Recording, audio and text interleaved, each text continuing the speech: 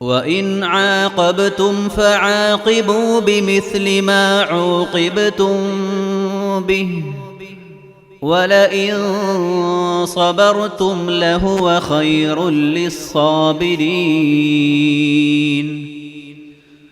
وَاصْبِرْ وَمَا صَبْرُكَ إِلَّا بِاللَّهِ وَلَا تحزن عليهم ولا تك في ضيق مما يمكرون إن الله مع الذين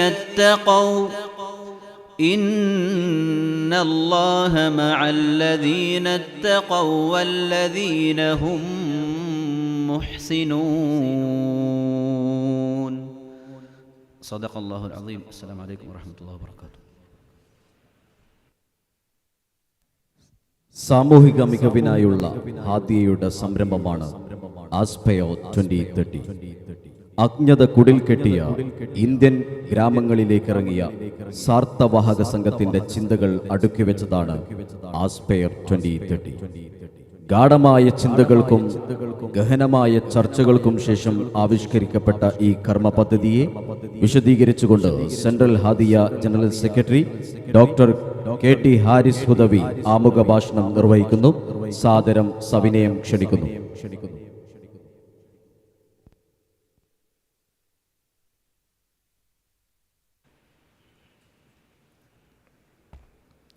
അസ്സലാമു അലൈക്കും വറഹ്മത്തുള്ളാഹി വബറകാതുഹു. അഊദു ബില്ലാഹി മിനശ് ശൈത്വാനിർ റജീം. ബിസ്മില്ലാഹിർ റഹ്മാനിർ റഹീം. അൽഹംദുലില്ലാഹി റബ്ബിൽ ആലമീൻ. അല്ലാഹുമ്മ സ്വല്ലി അലാ സയ്യിദിനാ മുഹമ്മദിൻ വഅലാ ആലി സയ്യിദിനാ വമൗലാനാ മുഹമ്മദ്. ബഹുമാന്യരായ ഇവിടെ സന്നിഹിതരായിട്ടുള്ള വിശിഷ്ട വ്യക്തിത്വങ്ങളെ, പ്രിയപ്പെട്ട സഹോദരി സഹോദരന്മാരെ, സർവശക്തനായ അള്ളാഹുവിൻ്റെ അപാരമായ അനുഗ്രഹത്താൽ ദുബായിൽ ദാറുൽ ഹുദ ഇസ്ലാമിക് സർവകലാശാലയുടെ 40ാം വാർഷികാഘോഷ പ്രചരണ ഭാഗമായി ഇത്തരമൊരു ഫീഡർ കോൺഫറൻസ് സംഘടിപ്പിക്കാൻ സാധിച്ചതിൽ സർവശക്തനായ അള്ളാഹുവിനെ അകമഴിഞ്ഞ് സ്തുതിക്കുകയാണ്.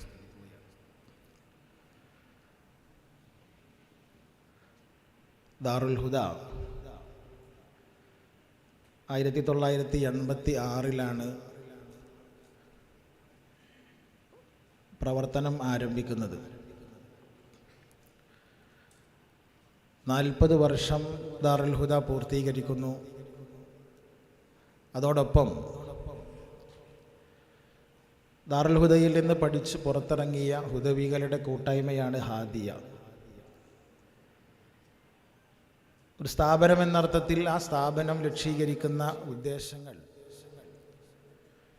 സമൂഹത്തിൽ നിർവഹിക്കുക എന്ന വലിയ ഉത്തരവാദിത്തം ഏറ്റെടുത്ത ഒരു കൂട്ടായ്മയാണ് ഹാദിയ. ഹാദിയയുടെ 25ാം വാർഷികവും ഈ സന്ദർഭത്തിൽ തന്നെയാണ് നമ്മൾ ആഘോഷിക്കുന്നത്. അതുപോലെ ഹാദിയയുടെ കീഴിലുള്ള എല്ലാ പ്രൊജക്റ്റുകളുടെയും തുടക്കം എന്ന് പറയുന്നത് സെൻറ്റർ ഫോർ സോഷ്യൽ എക്സലൻസ് അഥവാ CSC ആണ്. CSC 2015 പ്രവർത്തനം ആരംഭിക്കുന്നത്. പാണക്കാട് നിങ്ങളൊക്കെ പലരും അത് സന്ദർശിച്ചതാകും. CSCയുടെ 10ാം വാർഷികവും ഇതേ സമയത്ത് തന്നെയാണ് നമ്മെ സംബന്ധിച്ച് കടന്നു വരുന്നത്. ചുരുക്കി പറഞ്ഞാൽ 2025 എന്ന് പറയുന്നത് ദാറുൽ ഹുദ കുടുംബത്തെ സംബന്ധിച്ച് വളരെ പ്രധാനപ്പെട്ട ഒരു വർഷമാണ്. സാധാരണ സ്ഥാപനങ്ങളൊക്കെ വലിയ സമ്മേളനങ്ങൾ നടത്തി കൊട്ടിഘോഷിച്ചുകൊണ്ടാണ് സംഘടനകളും സമ്മേളനങ്ങളും ഒക്കെ നടത്താറുള്ളത്. അപ്പം അതിൽ നിന്നൊക്കെ വ്യത്യസ്തമായി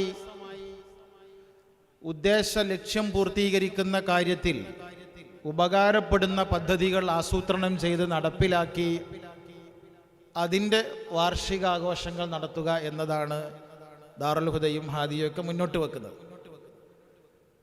നിങ്ങൾക്കൊക്കെ അറിയാവുന്ന പോലെ മലപ്പുറം ജില്ലയിലെ ചെമ്മാട് കോഴിക്കോട്ട് റോഡിൽ മാനിപ്പാടത്ത് തല ഉയർത്തി നിൽക്കുന്ന ഒരു സ്ഥാപനമാണ് ദാറുൽ ഹുദ. പക്ഷെ സ്ഥാപനം എന്നതിലപ്പുറത്ത് ദാറുൽ ഹുദ മുന്നോട്ട് വെക്കുന്ന ഒരു ആശയമുണ്ട്. ആ ആശയത്തിൻ്റെ പ്രചരണവും ആ ആശയത്തിൻ്റെ വിപുലീകരണവുമൊക്കെയാണ് സത്യത്തിൽ ഈ 40 വർഷം കൊണ്ട് നടന്നു പോയത്. തിരിഞ്ഞു നോക്കുമ്പോൾ ദാറുൽ ഹുദ ഇസ്ലാമിക് സർവകലാശാല എന്ന ഈ വിദ്യാഭ്യാസ സമുച്ചയം മുന്നോട്ട് വെക്കുന്ന ആശയങ്ങളെ മൊത്തത്തിൽ നമുക്ക് സമന്വയം എന്ന് വിളിക്കാം. നമ്മളൊക്കെ മതഭൗതിക സമന്വയ വിദ്യാഭ്യാസത്തിൻ്റെ ഉത്തമമായൊരു മാതൃക എന്ന അർത്ഥത്തിലാണ് ദാറുൽ ഹുദയെ നോക്കിക്കാണാറുള്ളത്. അങ്ങനെ മതവിദ്യാഭ്യാസ സമന്വയം മാത്രമല്ല ദാറുൽ ഹുദയിൽ നടന്നത്. അനേകം സമന്വയങ്ങളുടെ ഒരു കൂട്ടായ്മയാണ് ദാറുൽ ഹുദ എന്ന് ദാറുൽ ഹുദയെ നിരീക്ഷിച്ചു കൊണ്ടിരിക്കുന്ന സമയത്ത് നമുക്ക് മനസ്സിലാക്കാൻ കഴിയും. അതിലൊന്നാമത്തതു മാത്രമാണ് മതഭൗതിക വിദ്യാഭ്യാസ സമന്വയം. സത്യത്തിൽ ഇസ്ലാമിൻ്റെ ഒരു ജൈവികമായ സ്വഭാവം അതിനെതിരാണ്. വിദ്യാഭ്യാസത്തെ, അറിവിനെ മതം ഭൗതികം എന്ന അർത്ഥത്തിൽ വേർതിരിക്കുക എന്ന് പറയുന്നത് ഇസ്ലാമിൻ്റെ മൂല്യങ്ങൾക്കെതിരാണ് എന്ന് നമുക്ക് മനസ്സിലാക്കാൻ കഴിയും. ഖുർആൻ മുന്നോട്ട് വെക്കുന്നത്, പ്രവാചക തിരുമേനിയുടെ സുന്നത്ത് മുന്നോട്ട് വെക്കുന്നതൊക്കെ എല്ലാ അർത്ഥത്തിലും ഈ ലോകത്ത് ലഭ്യമായ സർവ്വ വിജ്ഞാനങ്ങളും മതവിദ്യാഭ്യാസത്തിൻ്റെ ഭാഗമാണ് എന്ന് തന്നെയാണ്. കഴിഞ്ഞ കാലങ്ങളിലെ പ്രഗത്ഭരായ ഇസ്ലാമിക പണ്ഡിതന്മാരുടെയും ചിന്തകരുടെയും ഒക്കെ ചരിത്രം നമ്മെ പഠിപ്പിക്കുന്നത് അത് തന്നെയാണ്. അള്ളാഹുവിലേക്ക് അടുപ്പിക്കുന്ന സർവ്വ വിജ്ഞാനങ്ങളും മതവിദ്യാഭ്യാസത്തിൻ്റെ പരിധിയിൽ വരുന്നു. അത് ശാസ്ത്രവിജ്ഞാനങ്ങളായിരുന്നാലും അതല്ലെങ്കിൽ മാനവിക വിഷയങ്ങളായിരുന്നാലും ഖുർആൻ പഠനമായിരുന്നാലും ഒക്കെ അങ്ങനെ തന്നെയാണ്. അപ്പം അതുകൊണ്ട് അത്തരമൊരു വർഗീകരണം ആവശ്യമില്ല എന്നിരിക്കെ പിന്നെ എന്താണ് ഈ വിദ്യാഭ്യാസ മതഭൗതിക സമന്വയം? അത് കാലക്രമേണ നമുക്കിടയിൽ രൂപപ്പെട്ടു വന്ന ആവശ്യമില്ലാത്ത ഒരു വർഗീകരണം ഉണ്ടായപ്പോൾ അതിനെ തിരിച്ചു പിടിക്കുവാനുള്ള ഒരു ശ്രമമാണ് മതഭൗതിക സമന്വയം എന്ന് പറയുന്നത്. ഭാഷകൾ പഠിപ്പിക്കുക, അതുപോലെ ഖുർആനും ഹദീസും പഠിപ്പിക്കുക, അതോടൊപ്പം സയൻസും കണക്കുമൊക്കെ പഠിപ്പിക്കുന്ന ഒരു വിദ്യാഭ്യാസ സമന്വയം. അപ്പോൾ ഒരു സമന്വയം ഇതായിരുന്നു ദാറുൽ ഹുദ മുന്നോട്ട് വെച്ചത്. അത് സമൂഹം ഏറ്റെടുത്തു. കേരളത്തിലെ ഒട്ടുമുക്കാൽ വിദ്യാഭ്യാസ സംവിധാനങ്ങളും അതുപോലെയുള്ള സമന്വയ രീതി സ്വീകരിക്കുന്നത് പിൻകാലത്ത് നമുക്ക് കാണാൻ കഴിയും. അൽഹംദുലില്ലാഹ് പിന്നീട് മറ്റൊരു സമന്വയം നമുക്ക് കാണാൻ കഴിഞ്ഞത് ദാറുൽ ഹുദ മുന്നോട്ട് വെച്ചത് ഉലമ ഉമറ സമന്വയമാണ്. ദാറുൽ ഹുദ മുന്നോട്ട് വെച്ച ഏറ്റവും പ്രധാനപ്പെട്ട ഒരാശയം അതുകൂടിയാണ് എന്ന് ഈ സന്ദർഭത്തിൽ സമകാലിക സംഭവവികാസങ്ങളുടെ പ്രത്യേകമായ സാഹചര്യത്തിലൊക്കെ നമ്മൾ വിലയിരുത്തേണ്ടതുണ്ട്. മഹാനായ CH ഹൈദ്രോസ് മുസ്ലിയാരും MM ബഷീർ മുസ്ലിയാരും ബാപ്പുട്ടി ഹാജിയും കുഞ്ഞാപ്പു ഹാജിയും ഒക്കെ തോളോട് തോൾ ചേർന്നുകൊണ്ട് സമൂഹത്തിന് കാണിച്ചു കൊടുത്തൊരു സന്ദേശം അതാണ്. ദാറുൽ ഹുദയിൽ നിന്ന് പഠിച്ചിറങ്ങിയ ഹുദവികൾ ഇന്ന് സ്വീകരിക്കുന്ന നിലപാടുകൾക്കൊക്കെ അന്നവർ കാണിച്ചു തന്ന ആ സമന്വയത്തിൻ്റെ ആശയമുണ്ട് എന്ന് നമ്മൾ മനസ്സിലാക്കേണ്ടതുണ്ട്. അപ്പോൾ ഉലമാക്കളും ഉമറാക്കളും ഒരുമിച്ച് നിൽക്കുക, അതുവഴി സമൂഹത്തിന് നൽകുന്ന വലിയൊരു സന്ദേശം, അവരുടെ സമൂലമായ പുരോഗമന പ്രവർത്തനങ്ങൾക്കൊക്കെ അത് ഉപകാരപ്പെടും എന്നത് തന്നെയാണ്. അതുപോലെ ദാറുൽ ഹുദ മുന്നോട്ട് വെച്ച മറ്റൊരു സമന്വയ ആശയം എന്ന് പറയുന്നത് പാരമ്പര്യത്തെയും അതേസമയം ആധുനികതയെയും സമന്വയിപ്പിക്കുക എന്നതായിരുന്നു. ദാറുൽ ഹുദ എന്ന് പറയുന്ന വിദ്യാഭ്യാസ സമുച്ചയം അതിൻ്റെ എല്ലാ അർത്ഥത്തിലുമുള്ള കരിക്കുലമായിരുന്നാലും സിലബസ് ആയിരുന്നാലും അതുപോലെ എക്സ്ട്രാ കരിക്കുലർ ആക്ടിവിറ്റീസ് ആയിരുന്നാലും ഒക്കെ നമുക്കത് കാണാൻ കഴിയും. ദാറുൽ ഹുദ പാരമ്പര്യത്തെ അതിശക്തമായി മുറുകെ പിടിക്കുന്നു. ആ പാരമ്പര്യം അഹ്ലുസുന്നത്ത് വൽ ജമാഅത്ത് എന്ന പേരിൽ നമ്മളൊക്കെ അഭിമാനത്തോടു കൂടി മുറുകെ പിടിക്കുന്ന ആശയമാണ്. ആ ആശയത്തിൽ മുറുകെ പിടിച്ചുകൊണ്ട് തന്നെ ആധുനിക സങ്കേതങ്ങളെയും സാങ്കേതിക വിദ്യകളെയും കമ്പ്യൂട്ടർ പരിജ്ഞാനങ്ങളെയും ഒക്കെ സ്വീകരിക്കാൻ കഴിയുന്ന ഒരു തലമുറയെ വാർത്തെടുക്കുക എന്നത് ദാറുൽ ഹുദയുടെ സമന്വയാശയങ്ങളിൽ ഒരാശയമായിരുന്നു. അപ്പം ഇങ്ങനെ അനേകം സമന്വയങ്ങളെ ഒരുമിച്ച് കൂട്ടിയപ്പോഴാണ് ദാറുൽ ഹുദ ഉണ്ടായത്. ഇന്ന് വളരെ മനോഹരമായി ഉയർന്നു നിൽക്കുന്നൊരു ധവള ഗോപുരം എന്നതിലപ്പുറത്ത് ഈ ആശയങ്ങളുടെ പ്രചരണമാണ് ദാറുൽ ഹുദ ഏറ്റെടുത്തത്. അത് കേരളത്തിന് പുറത്തേക്ക് സഞ്ചരിച്ചു. ഇന്ത്യയുടെ ഗ്രാമങ്ങളിലും ഇന്ത്യയുടെ സംസ്ഥാനങ്ങളിലും ഇന്ത്യക്ക് പുറത്തേക്കും അത് സഞ്ചരിച്ചു. നമ്മൾ ആഗ്രഹിക്കുന്നത് ലോകം തേടുന്ന സർവ്വ പ്രതിസന്ധികൾക്കും പരിഹാരമുണ്ടാക്കാൻ കഴിയുന്ന ഒരു മഹത്തായ സംവിധാനമായി ദാറുൽ ഹുദ 40 വർഷം പൂർത്തിയാകുമ്പോൾ ഒരു മാതൃകയായി സമൂഹത്തിൻ്റെ മുന്നിൽ നിൽക്കുന്നുവെന്നാണ്. ഇത് പുറത്തുള്ള ആളുകളാണ് കൂടുതൽ ഈ വിഷയത്തെക്കുറിച്ച് ഗവേഷണങ്ങൾ നടത്തി നമ്മെ ഇത് ബോധ്യപ്പെടുത്തേണ്ടത്. എന്തൊക്കെയായിരുന്നാലും ദാറുൽ ഹുദ മുന്നോട്ട് വെച്ച ആശയം സ്വീകരിക്കപ്പെടുകയും സമൂഹം അതിനെ ഒരു മാതൃകയായി സ്വീകരിക്കുകയും ചെയ്തു എന്ന് എത്രയോ വിദ്യാഭ്യാസ സംവിധാനങ്ങളിൽ പ്രവർത്തിക്കുകയും വലിയ സർവകലാശാലകളുടെ VC-മാരായിട്ടും ഉത്തരവാദിത്തപ്പെട്ട സ്ഥാനങ്ങളിലിരിക്കുന്ന വ്യക്തികളൊക്കെ ദാറുൽ ഹുദയെ വന്ന് കാണുകയും അറിയുകയും മനസ്സിലാക്കുകയും ചെയ്തപ്പോൾ അത് മുന്നോട്ട് വെക്കുന്ന സംവിധാനത്തെ അവർ പ്രശംസിക്കുകയും ഇതൊരു മാതൃകയാണ് എന്ന് അവർ സമൂഹത്തെ ബോധ്യപ്പെടുത്തുന്ന രീതിയിൽ സംസാരിക്കുകയും ചെയ്തതിന് അനേകം ഉദാഹരണങ്ങൾ നമ്മുടെ മുന്നിൽ കാണാൻ കഴിയും. ദാറുൽ ഹുദയുടെ ഏറ്റവും പ്രധാനപ്പെട്ട വിദ്യാഭ്യാസ സംരംഭങ്ങൾക്കൊക്കെ മുന്നിൽ നിന്ന് നയിച്ച ആദരണീയനായ ഉസ്താദ്, ഞങ്ങളുടെയൊക്കെ അഭിവന്ദ്യനായ ഗുരുവര്യർ, അദ്ദേഹം ബഹാവുദ്ദീൻ ഉസ്താദ് ലോകത്തെ എത്രയോ സർവകലാശാലകളിൽ പോയി. ആ സർവകലാശാലകളിലൊക്കെയും ദാറുൽ ഹുദയുടെ ഈ മോഡലിനെ പരിചയപ്പെടുത്താനും അവരുമായി സഹകരണങ്ങൾ ഉണ്ടാക്കുവാനും സാധിക്കുന്നത് ദാറുൽ ഹുദ മുന്നോട്ട് വെക്കുന്ന ഈ ആശയങ്ങളുടെ സമന്വയ സ്വഭാവം കൊണ്ടാണ്. ഇപ്പോൾ ഉസ്താദ് സ്വീകരിക്കുന്ന നിലപാടുകളും ദാറുൽ ഹുദ സ്വീകരിക്കുന്ന നിലപാടുകളും ഹാദിയ സ്വീകരിക്കുന്ന നിലപാടും ഹുദവികൾ സ്വീകരിക്കുന്ന നിലപാടും തീർച്ചയായും എല്ലാ അർത്ഥത്തിലും ഈ സമന്വയത്തെ ഉൾക്കൊള്ളും. നിലപാടുകളിൽ പോലും ആ സമന്വയമുണ്ട്.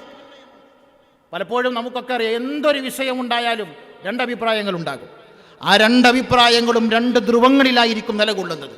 കാർക്കശ്യമുള്ള രണ്ടഭിപ്രായങ്ങളിലെയും പരസ്പരം സംയോജിപ്പിച്ച് അവയെ മധ്യ നിലപാടിലേക്ക് കൊണ്ടുവരുന്നതിൻ്റെ പേരാണ് മിതത്വം എന്ന് പറയുന്നത്. അതാണ് ഒരു സമന്വയം. ദാറുൽ ഹുദ മുന്നോട്ട് വെച്ച മറ്റൊരു സമന്വയം അതാണ്. നബി സല്ലല്ലാഹു അലൈഹി വസല്ലമ പറയുന്നുണ്ടല്ലോ, ഖൈറുൽ ഉമൂരി ഔസത്തുഹ. ദാറുൽ ഹുദ എന്നും അതിൻ്റെ നിലപാടുകളിൽ ഇന്നും ഇന്നലെയും നാളെയും സ്വീകരിക്കാൻ പോകുന്ന ഈ നിലപാട്, ഹാദിയ സ്വീകരിക്കാൻ പോകുന്ന നിലപാട് ഈ മിതത്വത്തിൻ്റെ നിലപാടായിരിക്കും. അനാവശ്യമായ കാർക്കശ്യത്തിൻ്റെ ധ്രുവങ്ങളിൽ നിന്ന് സമൂഹത്തെ പരസ്പരം തമ്മിലടിപ്പിക്കുന്ന നിലപാടുകളിലല്ല സമൂഹത്തിന് ഉപകാരവും നമ്മുടെ നാളെയുടെ നവോത്ഥാനത്തിൻ്റെ ചാലകശക്തിയുമാകേണ്ടത് മിതത്വം എന്ന ഖൈറുൽ ഉമൂരി ഔസത്തുഹ എന്ന് പറയുന്ന ഔസത്ത് എന്ന് പറയുന്ന സമന്വയമാണ്. അപ്പം ഞാൻ പറഞ്ഞു വരുന്നത്, ദാറുൽ ഹുദ ഇങ്ങനെ അനേകം സമന്വയങ്ങളെ മുന്നോട്ട് വെക്കുന്നു. ആ സമന്വയ ആശയങ്ങളെ കൃത്യമായി പ്രചരിപ്പിക്കുക എന്ന ഉത്തരവാദിത്തം ഏറ്റെടുക്കുകയാണ് Hadia Hudawis association for devoted Islamic activities ചെയ്തുകൊണ്ടിരിക്കുന്നത്. ഹാദിയ 25 വർഷം പൂർത്തീകരിക്കുകയാണ്.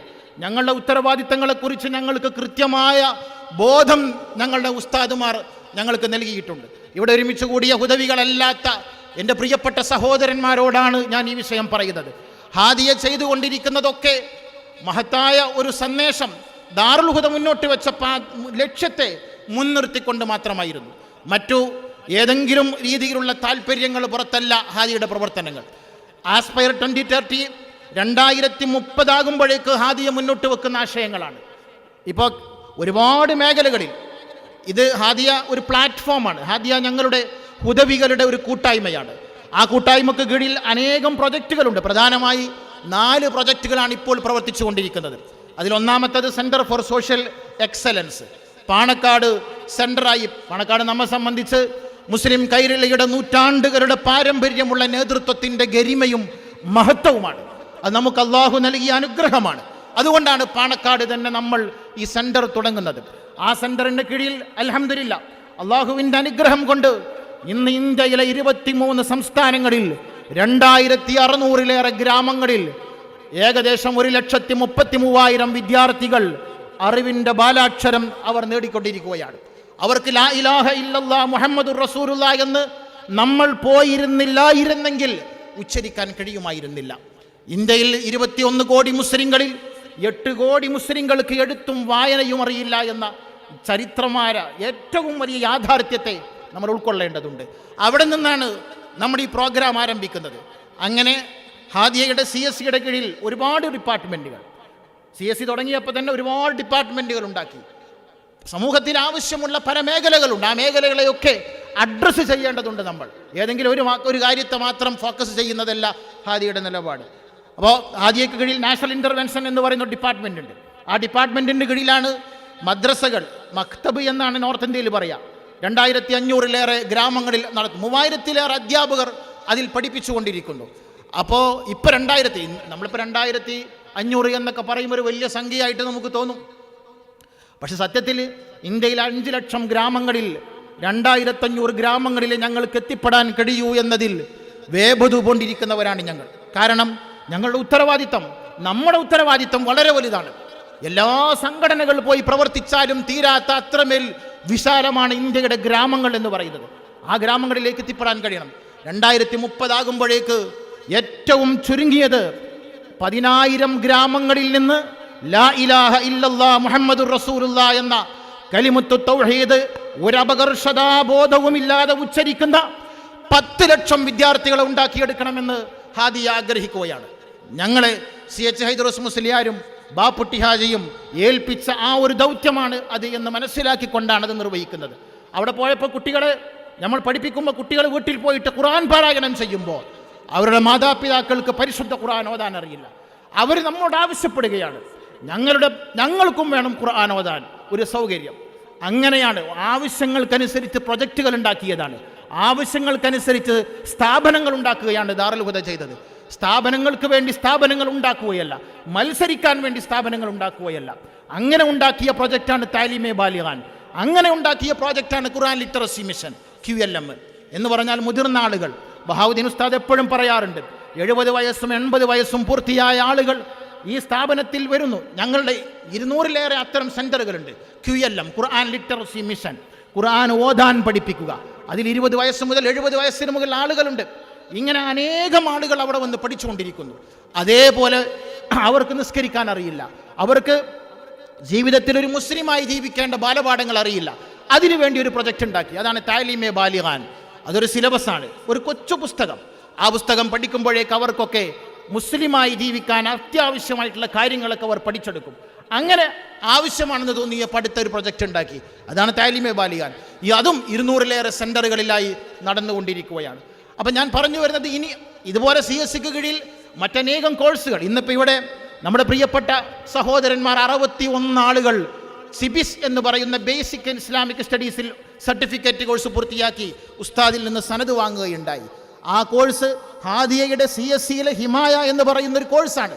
ഇങ്ങനെ CSCയിൽ അനേകം കോഴ്സുകളുണ്ട്. കുട്ടികൾക്ക് കോഴ്സുണ്ട്, മുതിർന്നവർക്കുണ്ട്, സ്ത്രീകൾക്കുണ്ട്.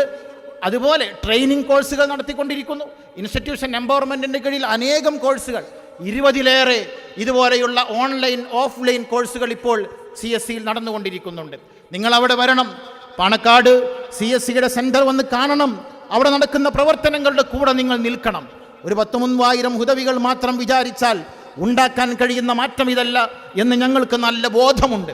എല്ലാവരും നമ്മൾ ഒരുമിച്ച് നിൽക്കുമ്പോൾ ചിലർക്ക് മനസ്സുകൊണ്ട്, ചിലർക്ക് സമ്പത്ത് കൊണ്ട്, ചിലർക്ക് ശരീരം കൊണ്ട്, ചിലർക്ക് പിന്തുണ കൊണ്ട്, ചിലർക്കൊന്നുമല്ല വാട്സപ്പിലെ ഒരു തമ്പനയിൽ കൊണ്ട് നിങ്ങൾക്കൊക്കെ ഞങ്ങൾക്ക് വലിയ പിന്തുണ നൽകാൻ കഴിയും. ഒരാളിനോട് പറഞ്ഞു, ഇപ്പം അതിടാൻ പേടിയാണെന്ന്. ഹാദിയയുടെ പ്രൊജക്റ്റുകളെ കുറിച്ചുള്ള അപ്ഡേറ്റ്സ് ഇടുമ്പോൾ ഒരു തമ്പനയിലിടാൻ ഭയപ്പെടുന്ന കാലത്ത് അതും നിങ്ങൾ ചെയ്യുന്നൊരു സേവനമാണ് എന്ന് ഹാദിയ വിശ്വസിക്കുന്നുണ്ട്. പ്രിയപ്പെട്ടവർ, അങ്ങനെ ഒരുപാട് പ്രൊജക്റ്റുകൾ. അപ്പം ഞാൻ പറഞ്ഞു, CSC ഒരു പ്രൊജക്റ്റാണ്. CSCയെ കൂടുതൽ വിശാലമാക്കാൻ ഹാദിയ ആഗ്രഹിക്കുന്നുണ്ട്. അതിൻ്റെ ഇൻഷാ അല്ലാഹ് വിശദീകരണം ഞാൻ പിന്നെ പറയാം. രണ്ടാമതായി ഹാദിയ തുടങ്ങിയ മറ്റൊരു പ്രധാനപ്പെട്ട പ്രൊജക്റ്റ് ബുക്ക് പ്ലസ് ആണ്. എന്ന് പറഞ്ഞാൽ പബ്ലിഷിംഗ് വിങ്, CSCയുടെ പബ്ലിഷിംഗ് വിങ്ങിനെ വിപുലീകരിച്ചുകൊണ്ട് പാണക്കാട് സെൻറ്ററിൽ നിന്ന് അതിനെ മാറ്റി ദാറുൽ ഹുദയുടെ ചാരത്ത്, നേരത്തെ സുന്നി പബ്ലിക്കേഷൻ സെൻറ്റർ, ഇവിടെ അല്ലയില്ല ബഹുമാനായ മൊയ്തീൻ ഹാജിയെ പോലുള്ള ആളുകൾ ഇരിക്കുന്നുണ്ട്, അവരൊക്കെ കൂടി തുടങ്ങിയതാണ്. അത് ദാറുൽ ഹുദയുടെ ചാരത്ത്, ആ വിദ്യാഭ്യാസ സമുച്ചയത്തിൻ്റെ ചാരത്ത് ഹാദി ഏറ്റെടുത്തു. ഇന്ന് കേരളത്തിലെ എണ്ണം പറഞ്ഞ പുസ്തകങ്ങൾ പ്രസിദ്ധീകരിച്ചു. ഈ അടുത്ത് കഴിഞ്ഞു പോയ ബുക്ക് ഫെയറിൽ ഞങ്ങൾ അതിന് കൂടി വന്നതാണ്. ബുക്ക് ഫെയറിൽ DC ബുക്സിൻ്റെ DC രവി പോലും പറഞ്ഞു, ഞങ്ങൾ ഏറ്റവും കൂടുതൽ ശ്രദ്ധയോടെ ഇന്ന് വീക്ഷിക്കുന്ന പബ്ലിഷിംഗ് വിഭാഗമാണ് ബുക്ക് പ്ലസ് എന്ന് പറയുന്നത്. ബുക്ക് പ്ലസ് വളരുകയാണ്. സമൂഹത്തിൻ്റെ പ്രതീക്ഷയായി, അക്കാദമിക ലോകത്ത് നിറഞ്ഞ സാന്നിധ്യമായി, ഗവേഷണങ്ങൾ കൊണ്ട് സമ്പന്നമായ അനേകം പുസ്തകങ്ങളായി നിങ്ങൾക്ക് മുമ്പിൽ ബുക്ക് പ്ലസ് ഇനിയും ഒരുപാട് സഞ്ചരിക്കും ഇൻഷാ അല്ലാഹ്. അതുപോലെ ഹാദിയയുടെ മൂന്നാമത്തെ പ്രധാനപ്പെട്ട പ്രൊജക്റ്റ് പിന്നീടുണ്ടായത് കുർത്തുബ എന്ന പേരിലാണ്. ഞങ്ങളുടെയൊക്കെ അഭിവന്ദ്യനായ ജ്യേഷ്ഠ സഹോദരൻ ഡോക്ടർ സുബൈർ ഹുദവി നാട് നീള അദ്ദേഹം നടന്ന് സഞ്ചരിച്ചു അവസാനം കിഷൻഗഞ്ചിലെത്തി. ബീഹാറിലെ കിഷൻഗഞ്ചിലെ കഷ്ടപ്പെടുന്ന മുസ്ലിങ്ങളുടെ ദയനീയമായ കണ്ണുകളിലേക്ക് നോക്കിയിട്ട് അദ്ദേഹം ഉണ്ടാക്കിയ പദ്ധതിയാണ് കുർത്തുബ. ആ വിദ്യാഭ്യാസ സ്ഥാപനം 24 ഏക്കറിൽ നിന്ന് പരന്നു കിടക്കുന്നു. മനോഹരമായ 55,000 സ്ക്വയർ ഫീറ്റിലെ ഒരു ബിൽഡിങ്ങിൽ അവിടെ വരുന്ന കുട്ടികൾ അവർ സിവിൽ സർവീസിനെ കുറിച്ച് സ്വപ്നം കാണുന്നു. നാളെയുടെ ഇന്ത്യയുടെ സോഷ്യൽ എഞ്ചിനീയേഴ്സിനെ വളർത്തെടുക്കുന്ന ഒരു മഹത്തായ സ്ഥാപനം. ഇൻഷാ അല്ലാഹ് പ്രീ സ്കൂൾ മുതൽ സ്കൂളുകളിലും അറബിക് കോളേജുകളും വിമൻസ് കോളേജും ശരിയത്ത് കോളേജും ഡിസബിലിറ്റീസിനുള്ള കോളേജുകൾ, സ്പെഷ്യൽ സ്കൂളുകൾ, ആർട്സ് ആൻഡ് സയൻസ് കോളേജൊക്കെ തുടങ്ങി ഒരു കാലത്ത് സർ സയ്യിദ് അഹമ്മദ് ഖാൻ വളർത്തിപ്പന്തരിച്ച് തയ്യാറാക്കിയ അലിഗർ മുസ്ലിം യൂണിവേഴ്സിറ്റി പോലെ ലോകം മുഴുവനും ശ്രദ്ധയാകർഷിക്കുന്ന ഇന്ത്യയുടെ നവോത്ഥാനത്തിന് ശക്തി പകരുന്നൊരു വിദ്യാഭ്യാസ സ്ഥാപനമായി ഇൻഷാ അല്ലാഹ് ആ ബീഹാറിലെ ആ വിശാലമായ പാടത്ത് കുതിച്ചുയർന്നുകൊണ്ടിരിക്കുന്ന ഈ സ്ഥാപനം മാറുമെന്നതിൽ ഞങ്ങൾക്ക് സംശയമില്ല. കൂടെ നിങ്ങളൊക്കെ ഉണ്ടെങ്കിൽ ഇൻഷാ അല്ലാഹ്. അതുപോലെ 4ാമത്തെ ഒരു പ്രൊജക്റ്റ് പിന്നീട് നമ്മൾ തുടങ്ങിയത് ആസാമിലെ നാൽബേരി എന്ന് പറയുന്ന ജില്ലയിലെ രാംപൂർ എന്ന് പറയുന്ന ഒരു ഗ്രാമത്തിൽ തുടങ്ങിയ ബാർപേട്ട ഗുവാഹത്തി നാഷണൽ ഹൈവേയുടെ ചാരത്ത്, ആ നാഷണൽ ഹൈവേയുടെ തൊട്ട് ചേർന്ന് നിൽക്കുന്ന സ്ഥലത്ത് ഓക്സ്ഫോർഡ് എന്ന പേരിൽ ഒരു ഇംഗ്ലീഷ് മീഡിയം സ്കൂളാണ്. അൽഹംദുലില്ലാഹ് അല്ലാഹുവിൻ്റെ മഹത്തായ അനുഗ്രഹം കൊണ്ട് ആ സ്കൂളിൽ ഏറ്റെടുത്തു. ഇന്നിതാ വളരെയധികം 300-ലധികം വിദ്യാർത്ഥികൾ നല്ല മനോഹരമായി അവിടെ വന്ന് പഠിക്കുന്നവർ. ആ കുട്ടികൾ ആ സ്കൂൾ തുടങ്ങുമ്പോൾ 100 ചില്ലാനം കുട്ടികൾ മിനിസ്കർട്ടിട്ട് തലമുറക്കാതെ പൊട്ടുധരിച്ച് 99% മുസ്ലിങ്ങളുള്ള ആ സ്കൂളിലേക്ക് കുട്ടികൾ വരുമായിരുന്നു. ഇന്ന് ആ സ്കൂളിലേക്ക് കുട്ടികൾ വരുന്നത് ഇസ്ലാമികമായ വേഷം ധരിച്ച് മനോഹരമായി അവർ വരുന്നു. രാവിലെ ഞങ്ങൾ അവർക്ക് മദ്രസയിലെ വിഷയങ്ങൾ പഠിപ്പിച്ചു കൊടുക്കുന്നു. അത് കഴിഞ്ഞാൽ ഞങ്ങൾ ബഹുമാനപ്പെട്ട അനുജ സുഹൃത്ത് മുജീബും അതുപോലെ മുആഷിക്കൊക്കെ നേതൃത്വം കൊടുക്കുന്ന വിദ്യാഭ്യാസ സ്ഥാപനം നിസ്കാരത്തിൻ്റെ സമയമായാൽ കുട്ടികളൊക്കെ പള്ളിയിൽ പോയി നിസ്കരിക്കുന്ന മനോഹരമായൊരു രംഗം. ഇത് കണ്ടപ്പോൾ അവിടെ രക്ഷിതാക്കൾ മാറി, അവിടെ പഠിപ്പിച്ച ടീച്ചേഴ്സ് മാറി, അവരൊക്കെ ഇസ്ലാമിക വേഷം ധരിക്കാൻ തുടങ്ങി.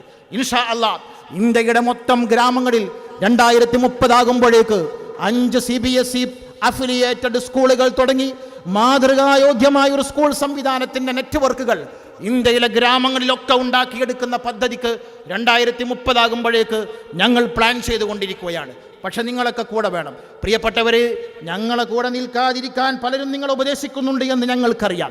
സഹതാപം മാത്രമേ ഞങ്ങൾക്കുള്ളൂ. ഞങ്ങൾ അഹ്ലുസുന്നത്ത് വൽ ജമാഅത്തിനെ സംശയിക്കുന്നുവെന്ന് ഞങ്ങൾക്കറിയാം. സഹതാപം മാത്രമേ ഞങ്ങൾക്കുള്ളൂ. പോരിന് ഞങ്ങളില്ല, വെല്ലുവിളിക്കാനില്ല, തെറി വിളിക്കാനില്ല. നസീഹത്തിൻ്റെ ഭാഷയിൽ ഈ ഉമ്മത്തിന് ഉപകാരപ്പെടുന്ന പദ്ധതികൾ ആസൂത്രണം ചെയ്തുകൊണ്ടേയിരിക്കും. അവസാനത്തെ മനുഷ്യനും നിങ്ങൾക്ക് ഞങ്ങൾ ഉപ്പ തരില്ല എന്ന് പറഞ്ഞ് ഞങ്ങളെ മാറ്റി നിർത്തിയാൽ അള്ളാഹുവിനോട് ഇരുകരങ്ങൾ ഉയർത്തി ദുആ ചെയ്യും. 3500 ഹുദവികളുണ്ട്. അവർ ഉണ്ടാക്കിയെടുക്കുന്ന ബിസിനസ്സുകളിൽ നിന്ന് കഴിയുന്നത് ഞങ്ങൾ ഉണ്ടാക്കിയെടുക്കും. ഞാനിത് പറയുന്നത് നിങ്ങളൊക്കെ ഞങ്ങളെ തള്ളിക്കളഞ്ഞു വന്നല്ല. ഞങ്ങൾക്കറിയാം നടന്നുകൊണ്ടിരിക്കുന്ന സംഭവങ്ങളിൽ നിന്ന് ഞങ്ങൾക്ക് എല്ലാ കാര്യങ്ങളെക്കുറിച്ചും ബോധ്യമുണ്ട്. അതുകൊണ്ട് പ്രിയപ്പെട്ടവരെ, നിങ്ങളൊക്കെ കൂടെ ഉണ്ടാകണം. അടുത്തത് 2 പ്രധാനപ്പെട്ട പ്രൊജക്റ്റുകളാണ് ഞങ്ങൾ ഇൻഷാ അല്ലാഹ് 2030 ആകുമ്പോഴേക്ക് പദ്ധതികൾ ആസൂത്രണം ചെയ്തിട്ടുള്ളത്. അതൊന്ന് ഡാറ്റ ആൻഡ് റിസർച്ച് സെൻ്ററും രണ്ടാമത്തത് റീഹാബിലിറ്റേഷൻ സെൻ്ററുമാണ്. De addiction centre. വിശാലമായി 2 പ്രൊജക്റ്റുകൾ സമൂഹത്തിന് മുന്നിലേക്ക് ഞങ്ങൾ സമർപ്പിക്കാനിരിക്കുകയാണ്. നിങ്ങളൊക്കെ ഞങ്ങളുടെ കൂടെ ഉണ്ടാകണം. ഇൻഷാ അല്ലാഹ് ഇത്തരം പദ്ധതികളൊക്കെ കൊണ്ട് ഞങ്ങൾ സമൂഹത്തിൻ്റെ മുമ്പിലേക്ക് വരുമ്പോൾ ബഹുമാന്യരായ നമ്മുടെ നേതാക്കന്മാർ, സമസ്ത കേരള ജംഇയ്യത്തുൽ ഉലമയുടെ മുസ്ലിം കൈരളിയുടെ നേതാക്കന്മാർ നമ്മുടെ ഈ സദസ്സിലേക്ക് കടന്നു വരികയാണ്. അള്ളാഹു അവർക്കൊക്കെ ദീർഘായുസ്സും ദീർഘകാലം ദീനിന് ഖിദ്മത്ത് ചെയ്യാനുള്ള തൗഫീഖും നൽകട്ടെ.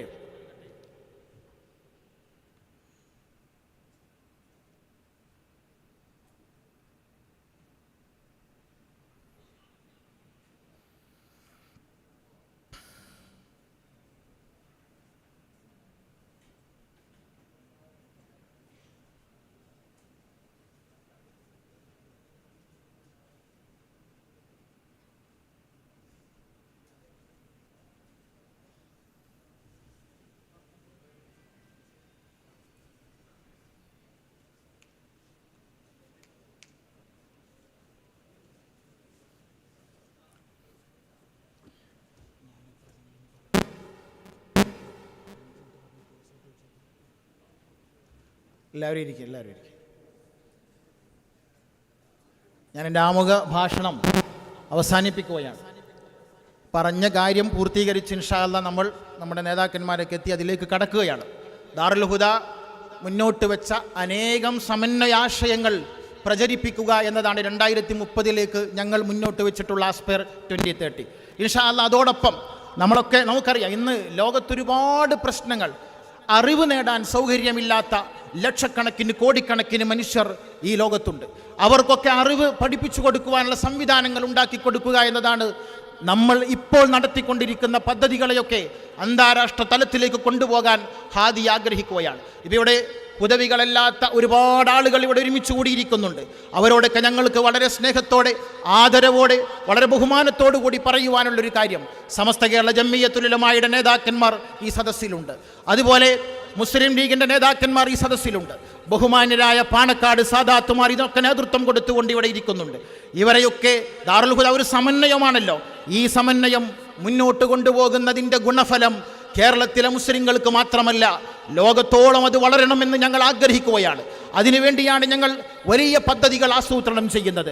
ഇന്ത്യയിലും അതുപോലെ ഇന്ത്യയുടെ പുറത്തുള്ള മുസ്ലിം ഭൂരിപക്ഷ സ്ഥലങ്ങളിൽ പലയിടങ്ങളിലും അവരുടെ ഇസ്ലാം എന്ന് പറയുന്നത് പേരിൽ മാത്രമുള്ള ഇസ്ലാമാണ്. എത്രയോ 400 കൊല്ലം, 500 കൊല്ലം, 600 കൊല്ലമൊക്കെ ഇസ്ലാമിക ഭരണമുണ്ടായിരുന്ന പ്രദേശങ്ങൾ, ബാൾക്കൻ രാജ്യങ്ങൾ, സെൻട്രൽ ഏഷ്യൻ രാജ്യങ്ങൾ, സോവിയറ്റ് കമ്മ്യൂണിസത്തിൻ്റെ വലിയ പ്രവർത്തനങ്ങളുണ്ടായ രാഷ്ട്രങ്ങൾ, ഇവിടങ്ങളിലൊക്കെ ഒരുപാട് മുസ്ലിങ്ങളുണ്ട്.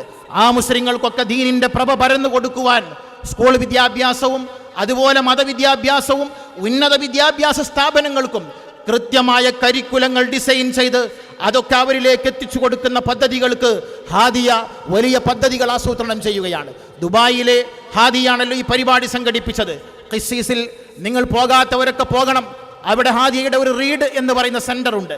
ആ സെന്ററിൽ 23 രാജ്യങ്ങളിലെ വിദ്യാർത്ഥികൾ, അവരിൽ ആഫ്രിക്കൻ വംശജരുണ്ട്, അവരിൽ യൂറോപ്പിൽ നിന്നുള്ളവരുണ്ട്, അമേരിക്കയിൽ നിന്നുള്ളവരുണ്ട്, ഓസ്ട്രേലിയയിൽ നിന്നുള്ളവരുണ്ട്. ഈ രാഷ്ട്രങ്ങളിൽ നിന്നൊക്കെ കുട്ടികൾ വന്ന് ഇംഗ്ലീഷിലൂടെ മദ്രസകൾ പഠിപ്പിച്ചുകൊണ്ടിരിക്കുകയാണ്. പ്രിയപ്പെട്ടവരെ, വർഷങ്ങൾക്ക് മുമ്പ് ഞങ്ങളുടെ വന്യരായ പിതാവ് ബഹുമാനപ്പെട്ട ഡോക്ടർ ബാപ്പുട്ടി ഹാജി പറഞ്ഞൊരു വർത്തമാനമുണ്ട്. അതിങ്ങനെയാണ്, ഇൻഷാ അല്ലാഹ് ഒരു കാലം വരും, അമേരിക്കയിൽ നിന്ന്, അറബ് രാജ്യങ്ങളിൽ നിന്നൊക്കെ ദാറുൽ ഹുദയുടെ മക്കളുടെ അടുക്കലേക്ക് വിദ്യാഭ്യാസം നേടാൻ വിദ്യാർത്ഥികൾ കടന്നു വരുന്നൊരു കാലം വരിക തന്നെ ചെയ്യുമെന്ന്. ആ കാലത്ത് അൽഹംദുലില്ലാ അതിലേക്ക് നമ്മൾ ഓരോ പടവുകളും വെച്ചുകൊണ്ടിരിക്കുകയാണ്. ഞങ്ങൾ ഹാദി ആഗ്രഹിക്കുന്ന ഒരൊറ്റ കാര്യമേ ഉള്ളൂ, ലോകത്തൊരു ഭാഗത്തും ഈ കാണപ്പെട്ട ലോകത്തിൻ്റെ ഏത് രാഷ്ട്രങ്ങളിലും ഒരു കുഞ്ഞും പഠിക്കാൻ സൗകര്യമില്ലാത്തതിൻ്റെ പേരിൽ പഠിക്കാതിരിക്കരുത്. ഒരു മുതിർന്നയാൾക്കും ഇസ്ലാമിനെ അറിയാൻ സൗകര്യമില്ലാത്തതിൻ്റെ പേരിൽ അതവർ അറിയാത്ത ഒരവസ്ഥ ഉണ്ടാകരുത്. അത് ഉറപ്പുവരുത്താൻ ആവശ്യമായ സാമൂഹികവും സാംസ്കാരികവും വിദ്യാഭ്യാസപരവും രാഷ്ട്രീയവുമായ മുസ്ലിം ഉമ്മത്തിൻ്റെ പുരോഗതിക്ക് ആവശ്യമായ എല്ലാ പദ്ധതികൾക്കും വേണ്ടി പ്രൊജക്റ്റുകൾ ഉണ്ടാക്കുക എന്നതാണ് ഹാദിയ തീരുമാനിച്ചുകൊണ്ടിരിക്കുന്നത്. അതിൻ്റെ പിന്നിൽ എല്ലാ അർത്ഥത്തിലും മനസ്സുകൊണ്ടും ശരീരത്തും കൊണ്ടും നിങ്ങൾ ഉണ്ടാകണമെന്ന് മാത്രമല്ല, അതിൻ്റെ പ്രചാരകരാകണം നിങ്ങൾ. നിങ്ങൾക്ക് ഏതൊക്കെ അർത്ഥത്തിൽ ഇതിനോട് താതാത്മ്യപ്പെട്ടുകൊണ്ട് നിൽക്കാൻ കഴിയും അങ്ങനെയൊക്കെ നിങ്ങൾ ചെയ്യുക. നിങ്ങൾക്ക് നിങ്ങളുടെ കൂട്ടുകാരോട് പറയാം, അയൽവാസികളോട് പറയാം, നിങ്ങൾ ജോലി ചെയ്യുന്ന സ്ഥാപനങ്ങളിലെ ആളുകളോട് പറയാം. അവരോടൊക്കെ പറഞ്ഞ് നിങ്ങൾ ഞങ്ങളുടെ ഈ പദ്ധതികളെയും പ്രൊജക്റ്റുകളെയും പരിചയപ്പെടുത്തി കൊടുക്കണം. ഞങ്ങളെ കൊണ്ടാകുന്നത് ചെയ്യുമ്പോൾ തെറ്റുകളുണ്ടെങ്കിൽ തിരുത്താൻ വരണം. നസീഹത്തോടെയുള്ള എല്ലാ ഉപദേശങ്ങളെയും കേൾക്കാൻ എല്ലാ കാലഘട്ടത്തിലും എല്ലാ ഹുദവികളും തയ്യാറാണ്. ബഹുമാന്യരായ നമ്മുടെ നേതൃത്വം, സമസ്ത കേരള ജംഇയ്യത്തുൽ ഉലമായുടെയും മുസ്ലിം ലീഗിൻ്റെയും നേതൃത്വം, അതുപോലെ ബഹുമാന്യരായ പാണക്കാട് സാദാത്തുമാർ, ഇവർ മൂന്നിൻ്റെയും സമന്വയത്തോടും അത് പിന്നീട് ലോകം മുഴുവനും വളർത്തിക്കൊണ്ടുവരാൻ കഴിയുന്ന പദ്ധതികൾ ആസൂത്രണം ചെയ്ത് നിങ്ങൾ കൂടെ ഉണ്ടാകുമെന്ന 100% ഉറപ്പോടുകൂടി ഇനി പ്രിയപ്പെട്ട എൻ്റെ സഹോദരന്മാരോട്, ഇവിടെ വരാത്തവരുണ്ടാകും, അവരോട് നിങ്ങൾ പറഞ്ഞു കൊടുക്കണം, ഈ സംവിധാനങ്ങളും പ്രൊജക്റ്റുകളും വലിയ പദ്ധതികളും ഒക്കെ നടത്തുമ്പോൾ അതിന് ഉപകാരം ചെയ്യാൻ കഴിഞ്ഞില്ലെങ്കിലും ഉപദ്രവം ചെയ്യാൻ ആരും മുന്നോട്ട് വരരുത് എന്ന് പറഞ്ഞാൽ ഞങ്ങൾക്കൊരു 10 രൂപ തരാൻ, ഞങ്ങൾക്കൊരു മദ്രസ ഏറ്റെടുക്കാൻ, അല്ലെങ്കിൽ ഏതെങ്കിലും ഒരു എന്ന് പറയാൻ ആരെങ്കിലും വരുന്നുണ്ടെങ്കിൽ അവരോട് ദയവ് ചെയ്ത് പറയണം, അള്ളാഹുവിൻ്റെ ദീനിൻ്റെ നൂറിനെ ഒരിക്കലും നിങ്ങൾ കെടുത്തിക്കളയാൻ ശ്രമിക്കരുത് എന്ന്. പ്രിയപ്പെട്ടവരെ, നമ്മെ കൊണ്ട് ചെയ്യാൻ കഴിയുന്ന എന്തെങ്കിലും ഒരു നന്മ ഇന്ത്യയിലെ ഗ്രാമങ്ങളിലെ മുസ്ലിം സമൂഹത്തിന് ചെയ്തു കൊടുക്കാൻ നമുക്ക് സാധിക്കണം. 220 കോടി മുസ്ലിങ്ങൾക്ക് ഇന്ത്യയിലെ ഗ്രാമങ്ങളിൽ 20 കോടിയോളം വരുന്ന മുസ്ലിം സമൂഹത്തിൻ്റെ അഭിമാനകരമായ അസ്തിത്വത്തിന് അനേകം മദ്രസകൾ വേണം, അനേകം സ്കൂളുകൾ വേണം, അനേകം അറബി കോളേജുകൾ വേണം. ഞങ്ങളുടെ ബഹുവന്യരായ ഉസ്താദുമാർ, അതുപോലെ ബാവാക്കയും ഞങ്ങളുടെ ഷാഫിയാജിയും ഒക്കെ കാശ്മീരിൽ പോയി അവിടെയും സ്ഥാപനങ്ങൾ ഉണ്ടാക്കാൻ ശ്രമിക്കുകയാണ്. ഇതിനൊക്കെ നിങ്ങളുടെ എല്ലാവരുടെയും പിന്തുണ വേണം. ആ പിന്തുണയാണ് നമുക്കിതിനൊക്കെ ശക്തി വരുന്നത്. അല്ലാഹു സുബ്ഹാനഹു വ തആല നമ്മുടെ നേതാക്കൾക്ക് ആഫിയത്ത് കൊടുക്കട്ടെ. ഉസ്താദിനും അതുപോലെ ഇതിനൊക്കെ മുന്നിൽ നയിക്കുന്ന ഞങ്ങളുടെ കമ്മിറ്റിക്കാർക്കുമൊക്കെ അല്ലാഹു ദീർഘായുസ്സും ആഫിയത്തും കൊടുക്കട്ടെ. അല്ലാഹു നമ്മുടെ പ്രവർത്തനങ്ങൾ സ്വീകരിക്കട്ടെ എന്ന് ദുആ ചെയ്തുകൊണ്ട് ഞാൻ അവസാനിപ്പിക്കുകയാണ്. അസ്സലാമു അലൈക്കും വറഹ്മത്തുള്ളാഹി വബറകാതുഹു. Thank you, sir, for your impactful and inspiring message. സാക്ഷിയായ ദുബൈയുടെ മണ്ണിൽ സൈനുൽ ഉലമ നഗരിയിൽ പ്രൗഢമാവുകയാണ്. സദസ്സിന് സ്വാഗതം ആശംസിച്ചുകൊണ്ട് സ്വാഗത സംഘം ജനറൽ കൺവീനർ ഷൗക്കത്ത് അലി ഹുദവി സംസാരിക്കുന്നു. സാദരം സവിനയം ക്ഷണിക്കുന്നു.